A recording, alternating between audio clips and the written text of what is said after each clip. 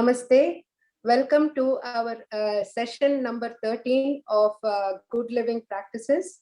It is conducted by Dr. Ram Rao and moderated by myself, Radhika Sitaraman. And so we are taking all the stuff. As you know, we have been doing it for over a year now, and I can't believe it's been over a year. But it has been quite a I must say, I'm happy to say that it is a popular, attendance is quite nice, and we are happy to see that. We are benefiting from the book, the best-selling book of Ram, which is Good Living Practices, and we are taking all the things from that book and exploring it more in detail. And this panel gives you a chance to talk to him and ask your questions. So today what we are going to talk about is overcoming emotional obstacles. How does negativity affect our health and wellness, leading to low immunity, poor health, disease, and suffering?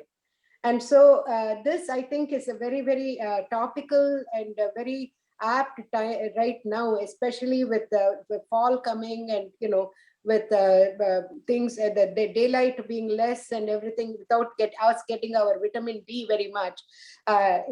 We have known many people going into a little bit of depression or loneliness, and with COVID also, adding to that. So this topic is something which is very, very important. And I'm eager, as are you, to know what Ram has to tell to us. Ram, without much further ado, that stage is yours. Thank you. Thank you, Radhika. Thank you. Namaste, everybody. Good morning to everybody on the Pacific time zone, and good afternoon to everybody else on other time zones. So thanks everyone for joining into today's session of Good Living Practices. As Radhika mentioned, Good Living Practices are tools or interventions that keep our individuality. When I talk about individuality, we're talking about body, mind, and emotions as one entity or one unit. And what happens is when this body, mind, and emotion functions independently, that's a situation that leads to poor health and suffering. So let me recapitulate what we discussed thus far and then talk about today's topic. So let me start sharing the slides here.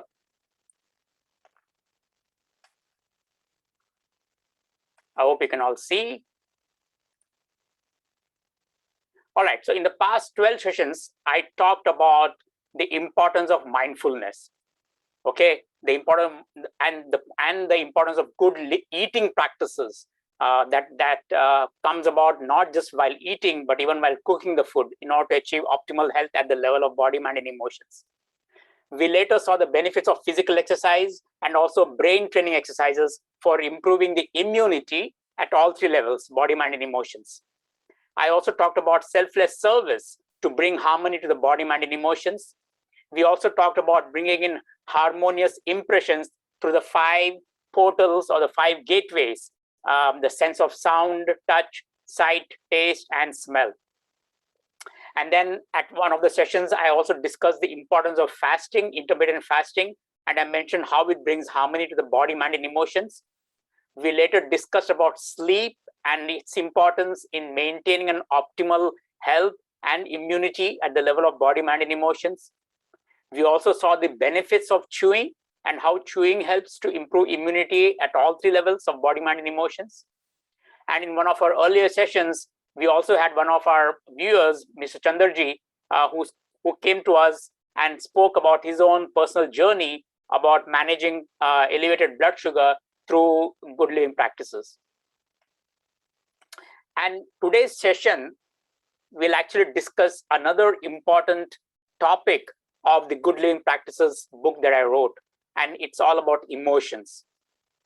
Emotions, when we talk about emotions, we are focusing on negative emotions, all right? And then in the later sessions, I'll talk about positive emotions as well. But today's topic is all about negative emotions, which affects our immunity, which affects our health, which can be a deleterious factor and results in disease and suffering. Now, yesterday there was a mail that came to me from one of the readers, from one of the viewers, asking whether I was a therapist and what capacity was I giving this talk. So let me just put a disclaimer here. This session is not it's only an educational tip or an educational tool. I'm not here to diagnose. I'm not here to prevent. I'm not here to treat any emotional disease that you have. Okay. And neither do the contents that I talk about replaces standard medical care. The information that I'm providing here is not a substitute for professional medical advice. Okay. My intention is only to promote preventative and natural guidelines through the sciences of Ayurveda and yoga, because I am a yoga therapist and I am an Ayurvedic board certified Ayurvedic practitioner. And everything that I talk about, and in addition to being a neuroscientist, I bring in the topics of Ayurveda and yoga with evidence-based studies. But still, whatever I'm talking about does not replace preventive medical approaches recommended by a qualified therapist. So please consult with a therapist if at all you have any doubts about what we're talking about today. So today's session is going to focus on negativity and its deleterious effects. When we talk about negativity or negative emotions, okay, it includes but not limited to things like anger, frustration, fear, anxiety, worry, depression. These are all parts of a human experience. And inability to get rid of these negative emotions will lead to only repeated pain, suffering, dissatisfaction, and delusion. Now notice, in today's hyper-competitive world, I call these as emotional deterrents or obstacles. These obstacles disrupt our body, mind, and emotion nexus, and it overpowers whatever little peace we have, whatever contentment we have, and whatever happiness we have. And that's the reason why it's not a surprise to witness so many people, especially youngsters, suffering from poor health and inner turmoil because of these emotions. Now, the use of prescription and over-the-counter medications can mitigate some of the emotional issues. It allows you to carry on with your busy life. But please remember, these are only quick fix. These are short-term interventions. Okay, and they prevent us from monitoring and focusing on our own personal health and well-being. Now, research studies have suggested that individuals who display hostile or negative emotions are at risk for almost all kinds of chronic conditions, including inflammatory conditions. In fact, let me go one step further. Evidence-based studies now suggest that any kind of emotional problem has its base with leads to almost all kinds of diseases. So any disease that you have, any emotional disease that you have, the base of it is nothing but negative emotions. And negative emotions cloud the mind, they cloud your cognitive processing, and thereby lowers the immunity. And once the immunity is lowered at the level of the mind, it also results in poor health, illness, and disease. Now, we don't understand the exact mechanisms, but there have been a lot of studies to show how emotions play a very powerful role. Okay, and one of the most commonest basis of all the emotions, whether it is anger, worry, fear, anxiety, depression, whatever would be the emotion you have, one of the basis or underlying common mechanism for all this is the brain-gut axis. And we now know that emotions play a big role in the digestive system. In addition, stressful thoughts and negativity affects your heart. So it affects the circulation, it affects the blood flow, it affects the stomach. And as I said, GI disturbances is one of the most commonest problems with people who have emotional diseases. It affects the colon, so poor bowel movements. It affects the liver, so we start having all kinds of liver issues. It affects the kidney. It can affect the kidney, and then thereby you will have problems with kidney function. It affects the 5 sensory organs, especially the sense of sight and sense of hearing. People complain of ear pains. People complain of having problems with breathing, proper breathing. People complain of improper vision. Okay, floaters and other issues in the eyes. These are all results of stress associated with emotions. Now, extended periods of negativity triggers the release of neurochemicals. Okay, these are neurochemicals that are normally associated with flight or fight response. So you need that only when you are in a flight or fight mode. But imagine now having emotional turbulence or emotional disturbance that results in the release of these neurochemicals. And these neurochemicals are really bad because they create havoc with your blood circulation. They cause problems at the level of your gut microbiome. They cause problems with your digestion. They affect the colon function. And so now what's happened is we have come to a stage where you go to any therapist or you go to any emotional or a psychiatrist, and they'll tell you that the heart problems that you have, the digestive problems that you have, the things like inflammatory conditions that you have, all these are associated with an emotion. So especially for people with emotional disturbances, they can show up in all these diseases.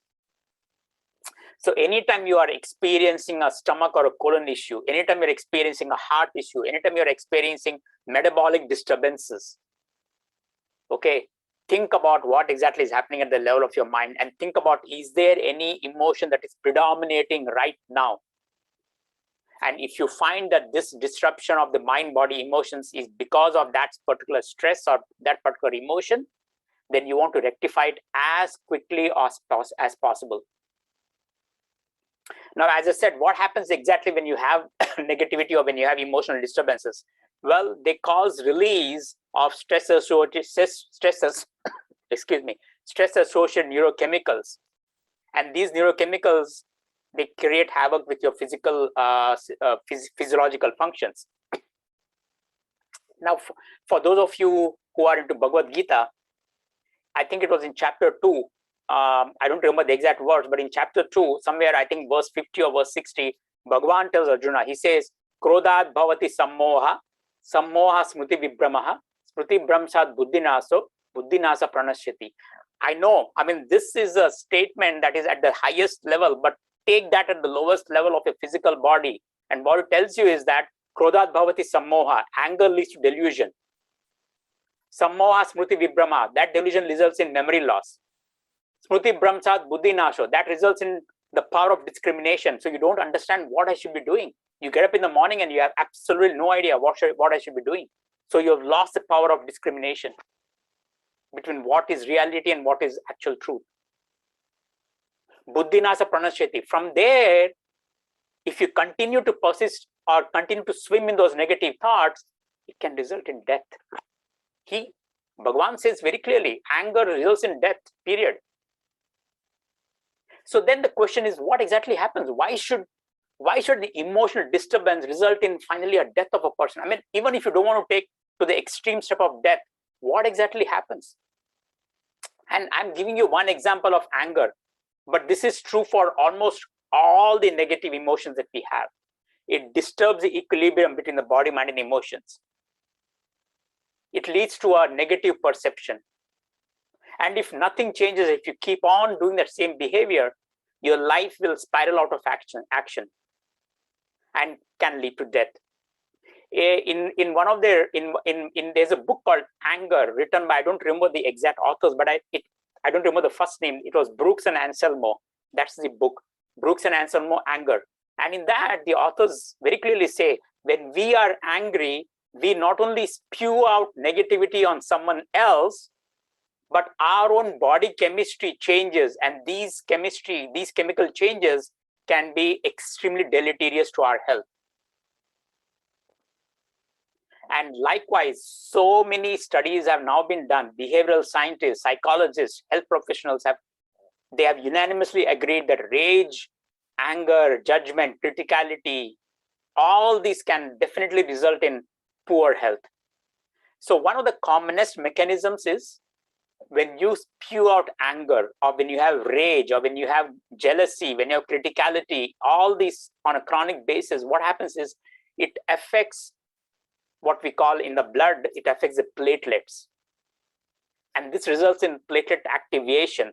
You should not have platelet activation on a normal basis. Once you have, because of this anger, what happens is it results in a situation called thrombosis, which means clots in the blood. And when you have clots in the blood, it affects the blood pressure, it affects the heartbeat. And these clots can cause the narrowing of the arteries, results in poor blood flow, which results in increased demand on the heart. Okay. So in addition to the flight or fight response resulting in the release of neurochemicals like adrenaline and other hormones, anger and all these emotions can also cause increased blood pressure and heart rate and alterations in ventricular function. Now, according to the American Heart Association, coronary heart disease, which is one of the, I think it's number 1, number 2 disease in this country, nearly 80% of people with coronary heart disease exhibit high levels of emotions, negative emotions. And so what happens is, because of this emotional disturbance that they have, most of these people end up having negative traits, and that includes smoking, overeating, decreased physical activity, decreased sleep, poor bowel movements, increased usage of alcohol and drugs. So you can see how just an emotion alone can result in so many unwanted behavioral and psychological aspects. And ultimately what happens? It lowers your immunity. And once it lowers the immunity, you become susceptible to pain and illness. So the next time you catch a disease or next time you have an infection, don't think about why should I get it? Why should the neighbor not get it? Think about what did I do to myself to get this disease?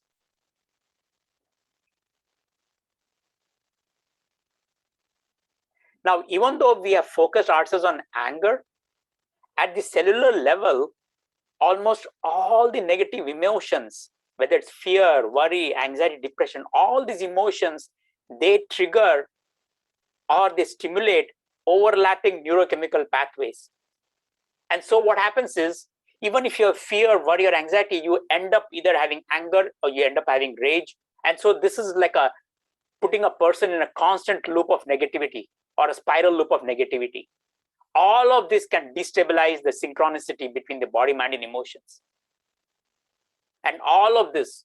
So usually things like fear, worry, anxiety, depression, they don't trigger the flight or fight response, but they trigger what we call the cortisol stress pathways. Anger, jealousy, and all those, they trigger the flight or fight response. But those hormones now, they converge into a stressful pathways or neurochemical pathways that loop into all these disorders, whether it is in the heart or colon or kidney or liver. So the question is then, how do you manage these emotions? Now, I'm not a therapist, but I'm looking at from the yoga and Ayurveda point of view. And again, whatever I'm saying here is studies based on, corroborated by evidence-based studies. Now, this whole idea of managing negative emotions is a very complex one. You go to any therapist, they'll have thousands of recommendations. But there is one common mechanism or one common advice that they all give you. At least most of the present day therapists will tell you that you should neither repress it. Okay, repressing your emotions is bad. At the same time, expressing it is also bad. I know most of them say express it because then it'll release the anger or it'll release the energy associated with the emotions. But neither should you repress it nor should you express it. Instead, you should transcend it. Okay, now what do you mean by transcendence? Transcendence is what the yoga and Ayurveda fields tell you to do with emotions. What does it mean? What does transcendence mean? Transcendence means being aware that you have these emotions and accepting it, embracing it. It's not putting you down. It's not lowering your image in the society. No, I have anger. I know it. I'm embracing it. I'm going to work on it. That's what transcendence means. And by the way, whatever I'm saying now, this transcending the emotions is what these days neurologists or therapists will tell you to do that. So what does that mean? What does transcendence mean? Means being aware of it. And what else? So what if you're aware of it? Well, the thing is, once you're aware of it, okay, try to be aware of the trigger signals. What is causing my anger? What is causing my fear? What is causing my anxiety? What is causing me to get depressed? And so Yoga and Ayurveda talks about continuous awareness monitor. So this is very similar to the continuous glucose monitor. In continuous glucose monitor, okay, CGM is a physical device to measure what is your blood glucose level every 1 hour. Whatever you eat, you measure that. The question is, at the level of the mind, can you similarly come up with a monitor that will tell you, what is my behavior right now? What is my emotional status right now? Oh, I think I'm getting provoked by this statement that person is making. Do I need to get angry? So that, what they call is, in yoga and Ayurveda, they call it continuous awareness monitor. You have to be aware of it. Awareness is a key. Okay, so if you get angry, or if you're fearful, or if you're judgmental, be aware of what's causing that triggers, or what is the triggers, and then prepare yourself. So that what happens is, now what happens when you're aware, what happens is, you are not only preventing any harm on your own self, but you're also preventing any destruction happening around you. Okay, so you'll take steps to prevent this from happening again. And the way in Ayurveda and yoga, in the, especially in the Ayurvedic psychotherapy, psychological therapy courses that we have as part of our program, it's beautiful. You know what they tell us? They tell us, be aware of, when a patient comes to you, tell the patient, okay, you have fear or you have anger. Okay, what has it done to you? And they will list out all the things. Okay, they'll list out all that. And now what has it done to the others? The others could be your family members, it could be your spouse, it could be the people around you. If you're a boss, it could be the people working for you. What has it done to them? What is your work environment? How hostile it is? So now you compare that, compare what it has done to you, and compare what it has done to your neighbors, or to your spouse, or to your work environment, and then see, do you really want that to happen again? So that is what we call continuous awareness monitor. Okay, and then the question is, Ayurveda goes one step further. So now that you're aware about it, can you practice the PP approach? PP is practice the pause. And this is what, even though we don't hear the words pause, but this is what Bhagavan had told, when both Duryodhana and Arjuna approached Bhagavan to participate in the Kurukshetra war. Okay, Duryodhana told Bhagavan, saying that I'm aware of all that I did. I know it is all bad, but I do not know what I can do now. I've already lost that. I'm now ready to face the war, but I know it's all because of me, but I didn't know how to overcome that. And that's where Bhagavan talks about this PP approach, or practice the pause approach. What is that practice the pause? The practice the pause is pause before assuming anything. So just about the time when you're about to assume anything, awareness, okay, practice it, and then pause. Do I really need to assume that? Okay, can there be alternatives? Pause before judging. Before you pass your judgment, oh, that person is crazy. Okay, you don't have to do that. Or I am crazy. No, you don't have to do that. So practice before you pass the judgment. Practice before you accuse. And by the way, whatever I'm saying, I'm not saying it from the therapist's point of view. I'm saying it from an Ayurvedic practitioner. This is what we studied in Ayurveda. And this is, by the way, it is practiced in the latest field of neuropsychiatric modalities. Practice before accusing. Okay, and then finally, pause before you react harshly. So before you assume, before you judge, before you accuse, and before you react, pause. Even if it's a microsecond pause, that pause is extremely important. It requires awareness. So the continuous awareness monitor is there, and that awareness monitor will then trigger the pause response. And once you pause on that, my friends, believe me, it really works. You can just keep quiet and just pause a bit and then see if it works. It has worked for me. It can work for everybody else, because I'm like you, just another person. So the practice the pause approach, the continuous awareness monitor, and then the PP approach, or the practice the pause approach, allows you to overcome negativity and avoid doing or saying any of those things for which you will later regret.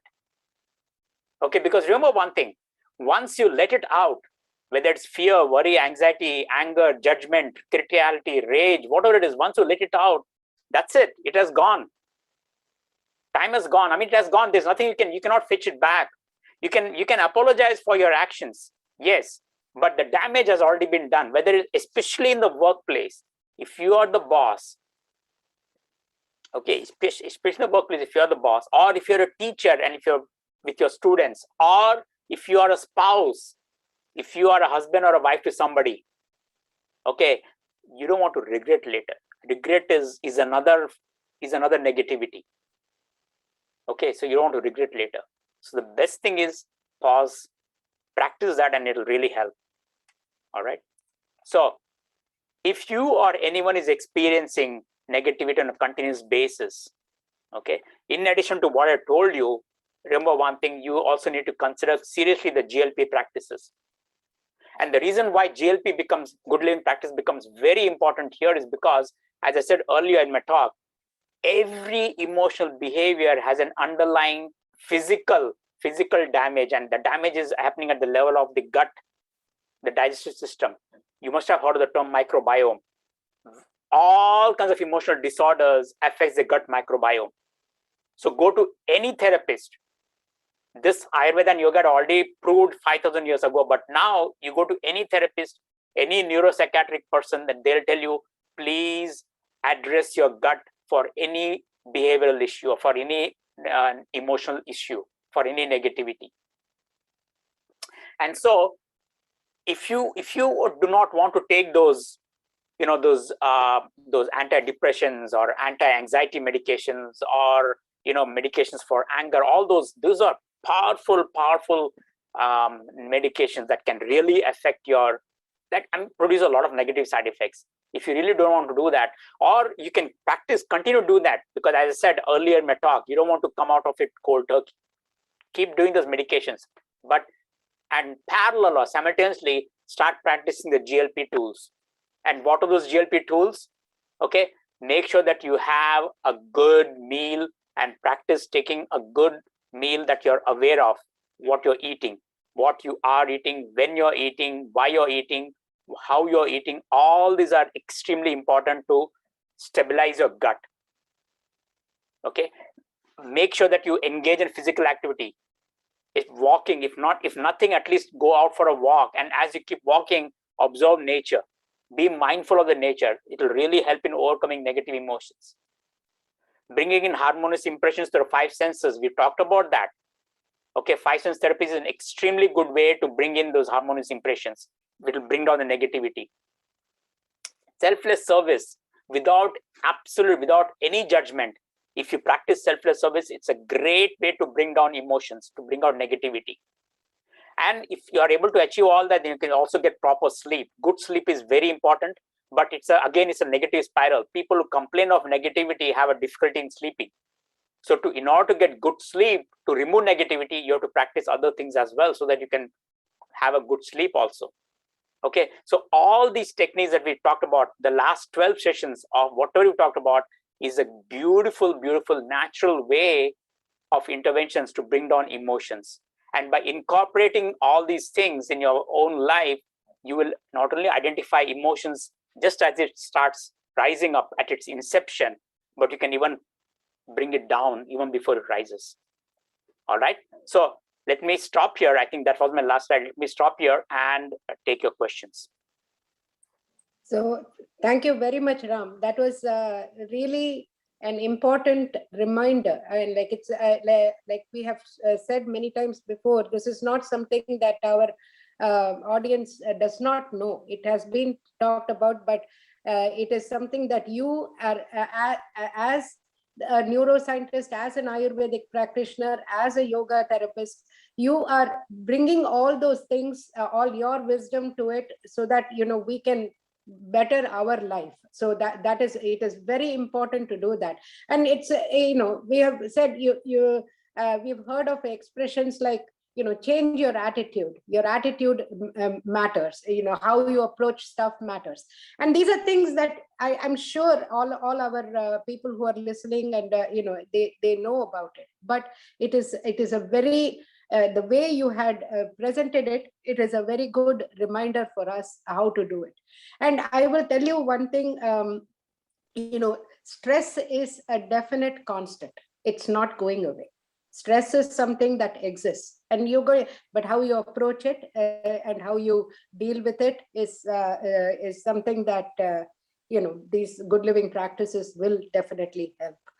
And for example, many times, at night when I'm stressed about something at work or something like that, and I have noticed that it affects my stomach. My stomach starts churning, and and the moment if I once like what you have suggested, I start practicing some sort of meditation and do some little bit of prayers or something like that, try to calm my mind, still my mind down, and it does affect it helps me to the pain, or manage my stress better. Right. Yeah. Let's keep it that way. Correct. Yeah. What you said is absolutely true. And the thing is, what's confusing scientists is because we do not know what is the cause or what is the effect here. Is it the emotion that is causing the digestive disturbances, or is it the digestive disturbance that causing the emotion upheaval that people have? But now they have come to a stage where they say, okay, forget it. We don't want to even look into that cause or effect. But we know for sure that because there's a close relationship between the two, if we can address one, it'll address the other as well. And so it's very easy to address digestive disturbances before you address the emotion. And once you address the digestive disturbances, it'll automatically bring down the emotions. And we have seen that, at least in my practice, and of course, everybody else has seen the same thing. When we address the digestive disturbances, people themselves, that awareness approach or the pause approach, it becomes much easier for them to tap into that once the digestive disturbances is addressed. And so it becomes a very powerful tool in order to do that. Like, for example, many times I've heard people say that, I ate this and it gave me, my lot of gas problem or some, things like that. And this goes back to what we were talking about in the previous sessions of, it depends upon what you eat, when you eat, and where you eat, all those things. So it's so everything is so tied up, and that it brings that into effect. Yeah. Right. And Radhika, remember, 2 weeks ago, I think, 2 months ago, we talked about the importance of chewing, right? And notice one thing: people who have emotional disturbances, they swallow their food, and just everybody's noticed, they'll swallow the food, they'll not chew it, and that again puts them in that negative spiral. And so that's the reason why chewing becomes very important. That's the reason why at the last session, when I talked about the importance of chewing, now we understand, this is so important, that especially when you have an emotional issue, first of all, you are not supposed to eat. In fact, I mentioned that in the first session. If you have an emotional issue, don't even eat right at that moment. Bring down that emotion, and once you stabilize it, then you eat. Suppose if you were to eat, make sure that you are chewing, because any emotional disturbances affects your chewing process. You are not aware of it, so you won't even chew. You'll just swallow it, which is again very bad. So everything, again, as you said, it ties in together so closely. It ties in. And this is something even in the Western this thing, when they talk about stress eating and how it leads to weight gain and all that, and so it's all that is something that it's something that we know. And how to deal with it, how to tackle it, is what we are talking about right now. And so that is definitely very, very important, making good choices about it, and controlling your emotions. The thing that comes to my mind is what my grandmother used to say, my father used to say, is God has given you 2 ears and 1 mouth, and so that means you listen twice before you talk. And when you talk, you cannot take those words back. Anything else you can, but you can't take those words back. So think before you talk. So those kind of things.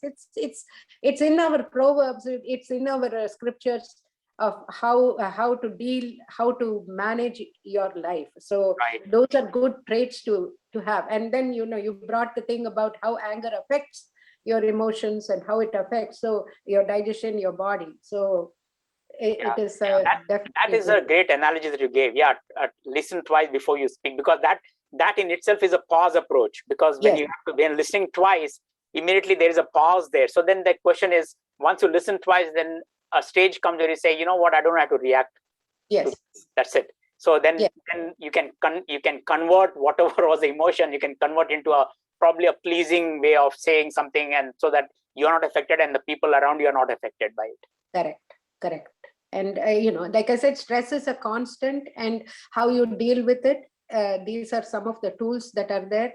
There are going to be some the things that you will need to go to the doctor for, to get Oh, absolutely. treatment Yeah. for. That is it. We are not talking about, oh, this is a magic pill or anything Right. like this. Right. Is that is exactly, I would like to, just like you put the disclaimer out, I wanted to make clear, Yeah. you're absolutely right about that. Yeah, Yes. and all I'm saying is that you don't need to live with it, because I've personally seen, I mean, there are, in my 15 years of yoga and Ayurveda practice, I've seen so many patients, and I keep telling them, you don't need to live that life. Yeah. You don't need to live that life which is dependent on all those medications, because the medications they are a quick fix, yes, but the thing is, they'll tell you that the physician will tell you not to stop it at all. You can continue on that for 2 years, 3 years, 4 years. The problem is, when you do that long period with those medications, it affects the liver, it affects the brain, it affects kidneys, it affects heart. I mean, it affects so many, and then the person is, whatever they didn't have now starts developing other conditions as well. So all we are saying is, you don't need to live with that. While you're doing the medications, there are things that you can do that will allow you to cut down on the medication, or that you can. I've seen a lot of patients where Yes. they have lowered the amount of medication they take, the frequency, the dosage, everything has been lowered thanks to some of these powerful tools that we have with us in our hands.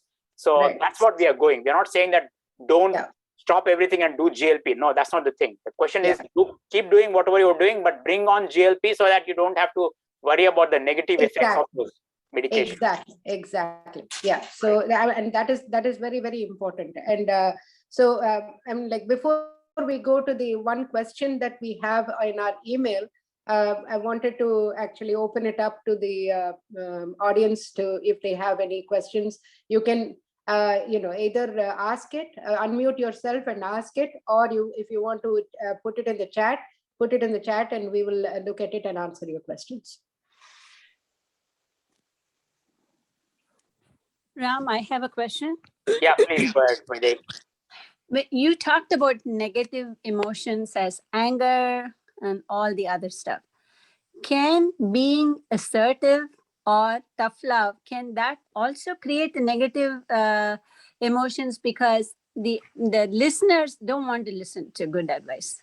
Listeners don't want to think that you are so sure of yourself.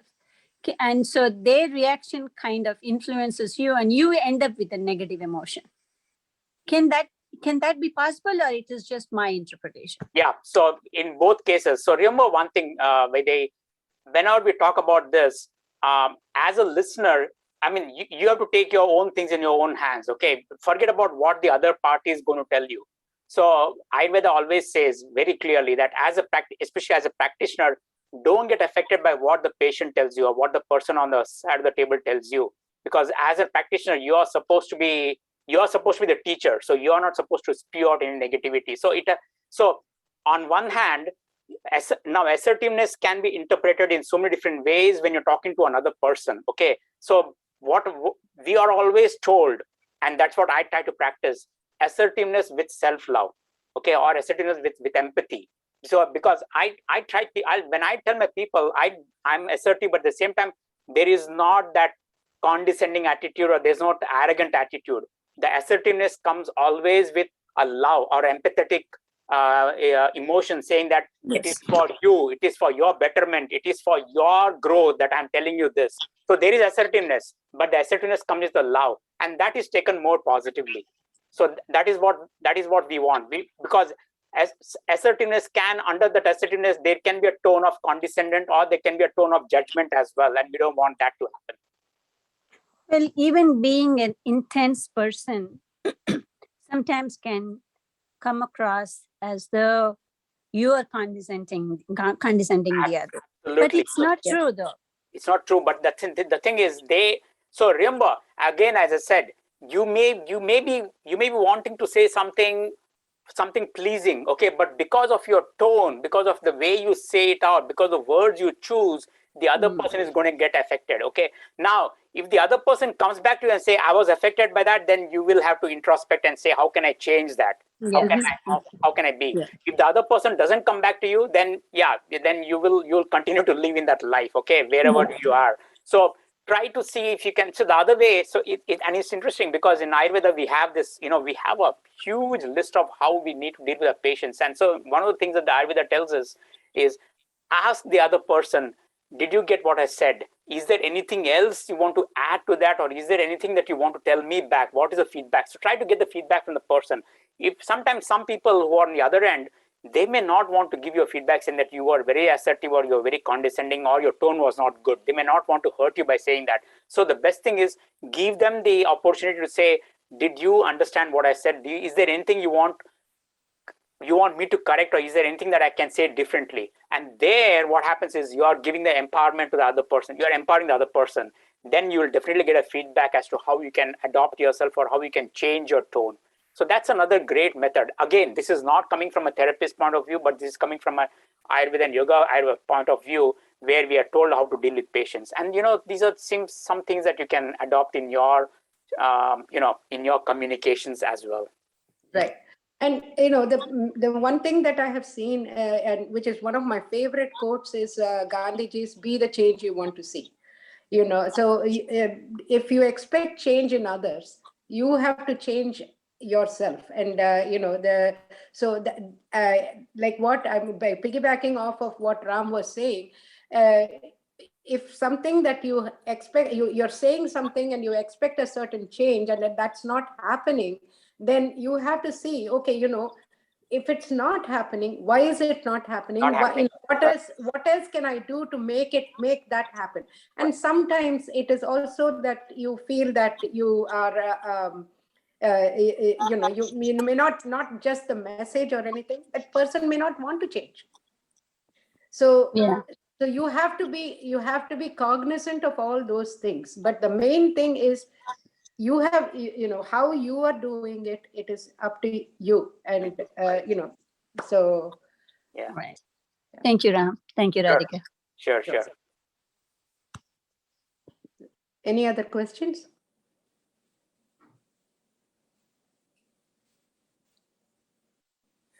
So Ram, before I think if you have any questions, please let us know. But we will go to a couple of things that we have to talk about.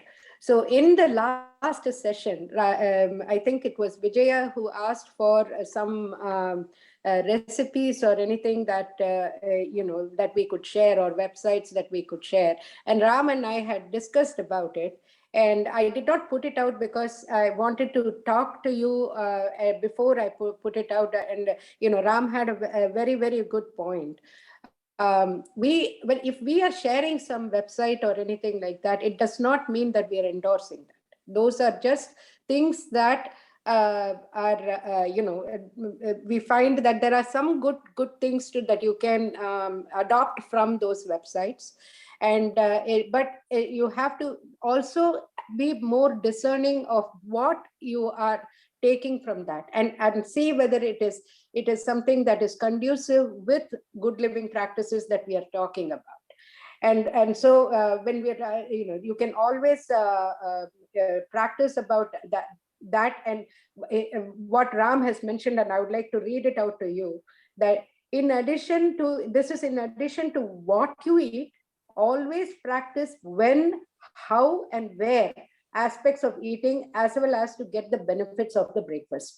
So I will be sharing 4 links of websites that we will just you can choose from that and see it. And that is basically what I also do. I look at some things and see, okay, this is something that I can definitely it's easy to do, or it's something I can adopt or adapt.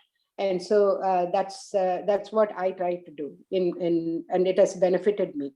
So I would like to pass that along. This and before that, I think Renu had a question. 1 second.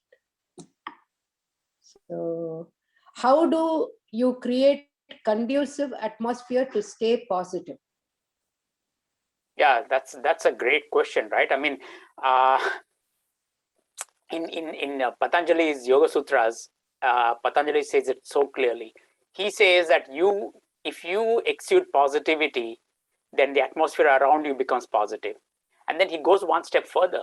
You know what he says? He says, if you exude that positivity and show that out, not just in your home, but even in your neighborhood. Okay, and then he extends it further. He says, in your neighborhood, in your village, because those days it was all village, in your village, and then he says finally he says the country itself. So you don't have to have any decor, you don't have to have any decorations, you don't have to bring in anything. Just be, if you are positive enough, okay, then things will fall in place, and not just the home, but even the atmosphere around the home, the neighborhood, the village, everything becomes positive. And so that's the reason why he says one of the ways to bring, I mean, this is again, Patanjali says, one of the ways to bring that positivity to the entire atmosphere around you is for you to be positive.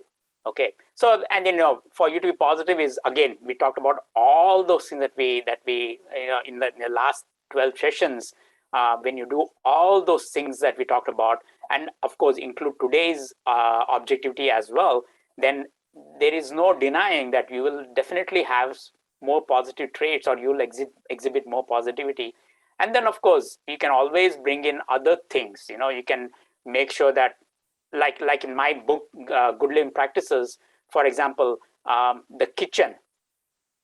I mentioned about the kitchen specifically, not about the other rooms, but it will apply to other rooms as well. But I mentioned about the kitchen because kitchen is a source of energy, and kitchen is where you're going to derive the energy that will allow you not only to function, okay, but to interact with your people, to interact with the world itself.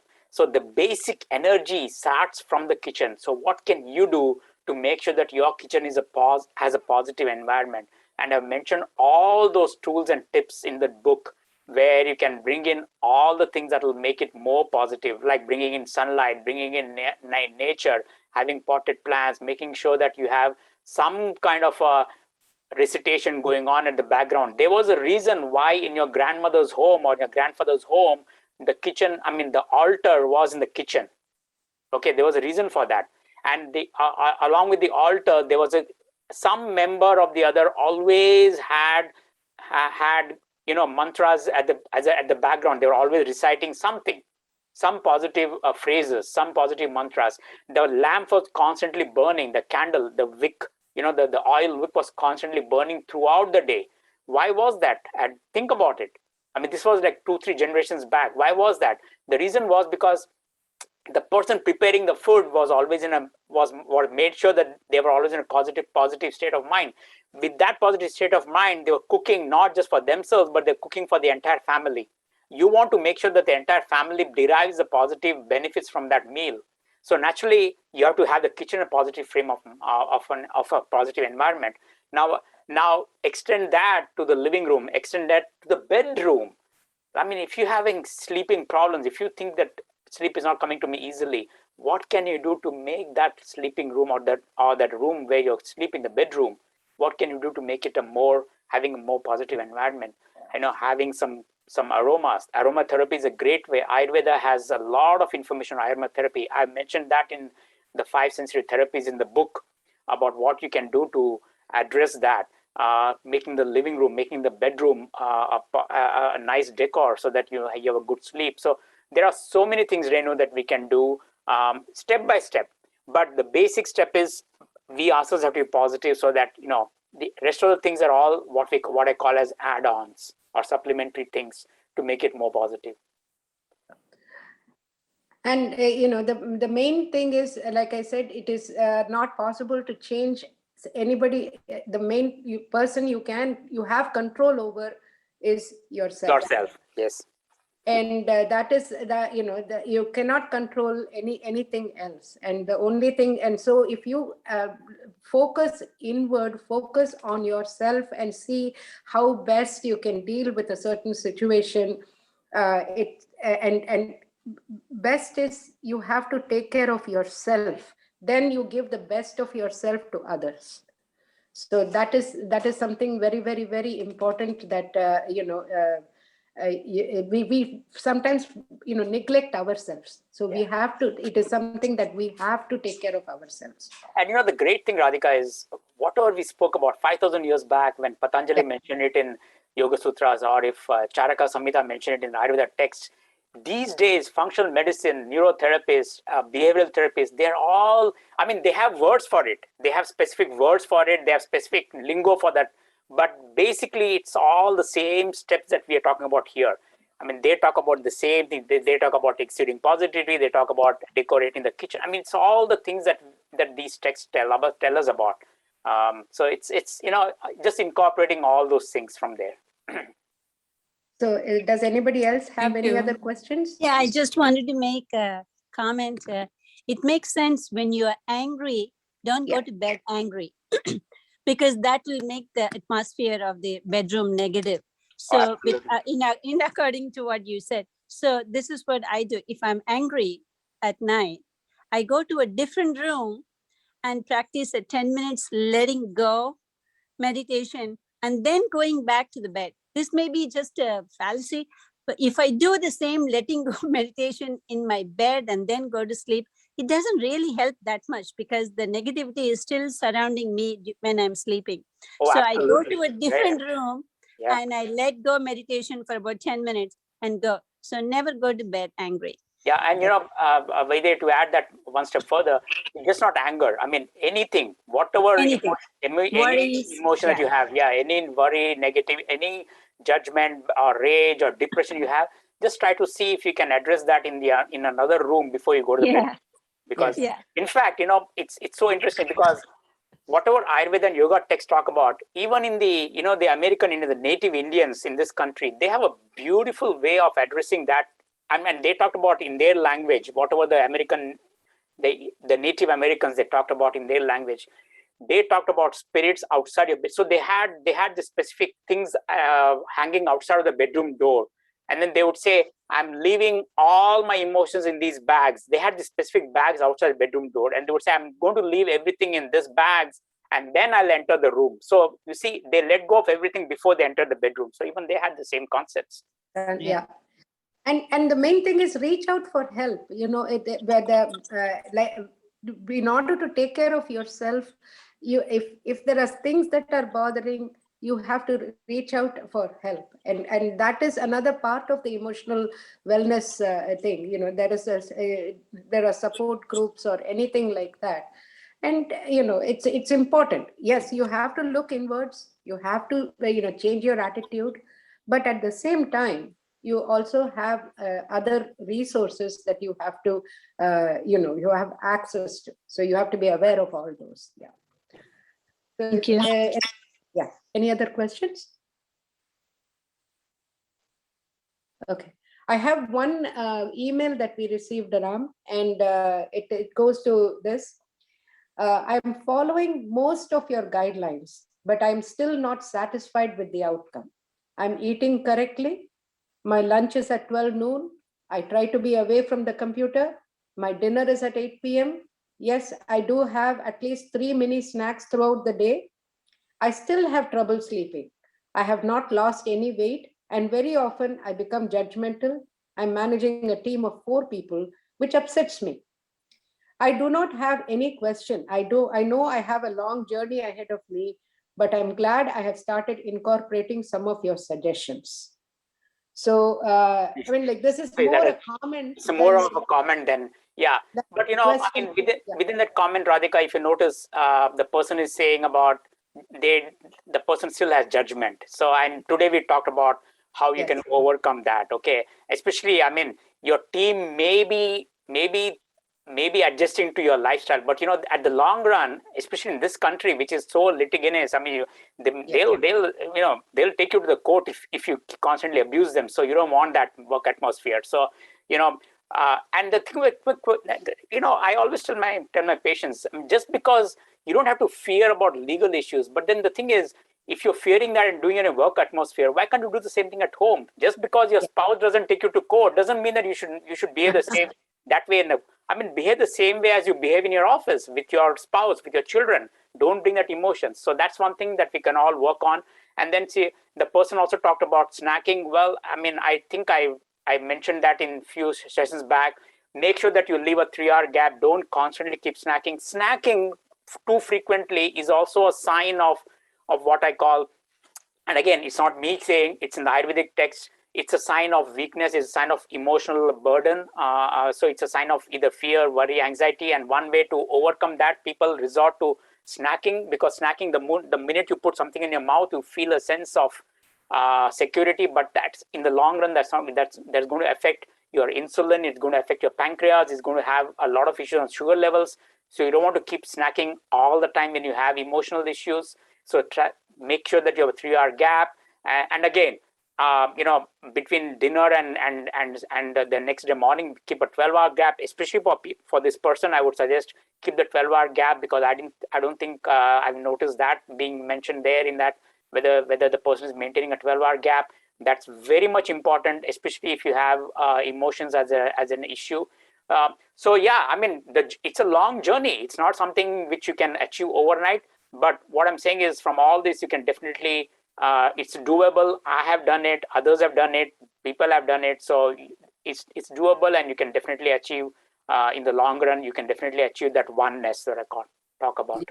Yes, definitely. And it is, and it is not, it is something that, it's like I have talked about this before. It's like, it's a moving river. You're on a rolling log. You're trying to maintain balance. You're bound to fall off. But then you get back on and you try to maintain the balance. It's just, it's a constant thing. It sometimes gets very tiring, and sometimes you're ready to give up, but don't.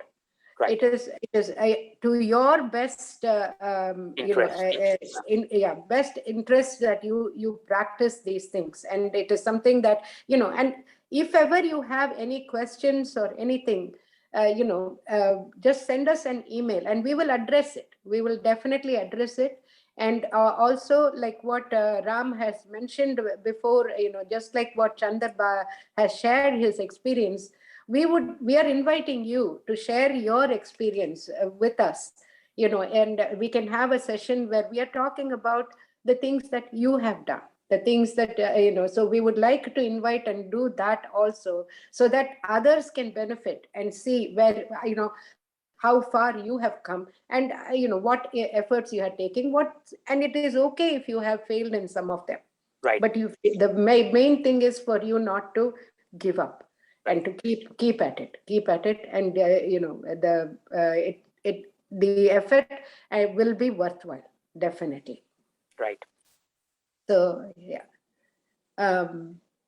So Vijaya has said, my feeling is that having a good friend or companion to practice GLP together and chat about is very helpful. Yes, I mean, I would definitely say that, in my office, this thing, what we have, what is called a buddy system. And so, and we can, if I have something that I'm not able to handle or I need advice on, I go to my buddy and she is able to help me. Or if I, so it's always important to have that. And Ram, if you can add to that, that'll be great. Yeah, I mean, both in the Ayurveda and yoga texts, they talk about Sangha.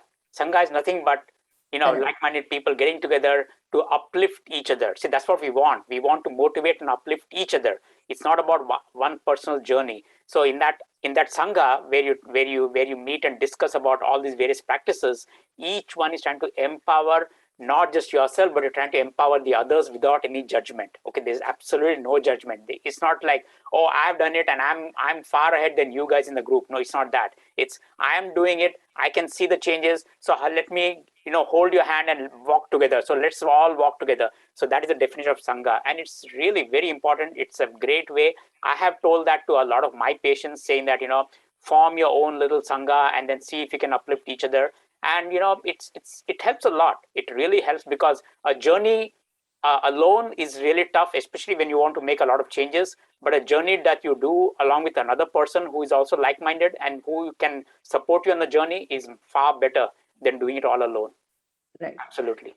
Yeah, and we will be addressing many more things. But if you have any other topics that you want specifically covered, send us an email, and we will work out a plan to do it. And so we have a certain plan, but we would like to know what you want us to discuss. So Yeah, definitely send us an email for that, and so we can plan future sessions. Yeah, and I think Radhika, I think in the first couple of sessions that where I talked about good eating practices, I didn't go into details about it. I just Yes. skimmed through, and I think there was one question, I think, from an audience member who said because they couldn't attend or they had some internet issues, and so they wanted Yes. to know more about something about good eating practices. What was that? Something about that was he said that he their internet failed, and so they wanted to watch the video, but they wanted to talk to you they wanted you to talk about you are where and when you eat. And he said that he thinks it is very important, and he would like to hear you out live as you talk about this topic. Okay, definitely. I'll address it maybe next month, even though I had another topic. But next month we'll talk about you are where and you are when you eat. Because yes, I agree too. That's, to me, that is another very important topic. A lot of sciences, especially in the neurology field where I work, for people with Alzheimer's, we know that we continuously remind people about where and when to eat. So that's a very important topic. And now that we talk about negative emotions, how it affects the diet and how diet can affect emotions, we'll talk about that in terms of where and when next month for sure. Definitely we will do that. And so if there are no other questions or anything, we will close this session. Any questions, doubts, suggestions? And remember, we are your buddies.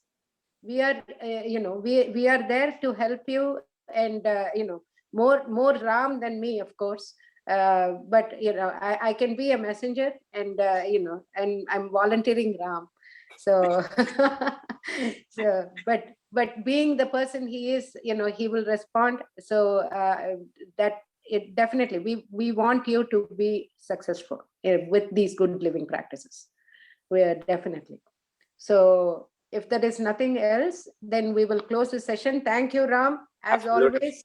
As always, thank you very much. It's a pleasure always working with you. And so as we, this for North Bay Hindu Center, and so we will continue to do this. Please help spread the word, because we want people to benefit by practicing from Ram's practice of the good living practices. And it is important that people know about this. Our sessions are all uploaded onto YouTube. So if you've missed any of the sessions, you can go back and listen to them.